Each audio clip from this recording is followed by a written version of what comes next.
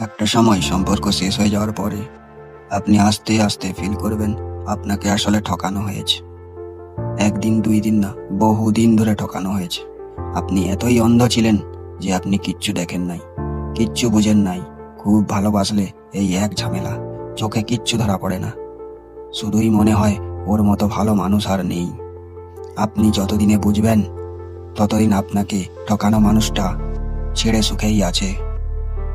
কষ্টে থাকবেন আপনি একাই, এরপরেই আপনার কষ্টটা বেড়ে যাবে। একটু পর পর আপনার দীর্ঘ নিঃশ্বাস বের হবে।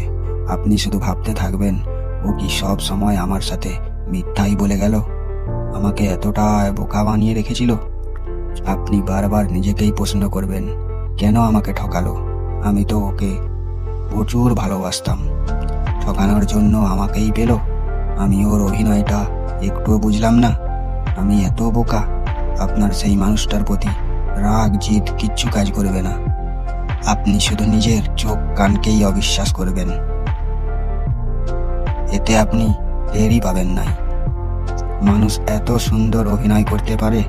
চরম শত্রু ঠকালেও গায়ে লাগে না, কিন্তু সবচেয়ে কাছের মানুষ যাকে ভেবেছেন সে ঠকালে সেটা মেনে নেওয়া যায় না। নিজেকে খুব অসহায় লাগে, দিন দুনিয়া অন্ধকার হয়ে যায়।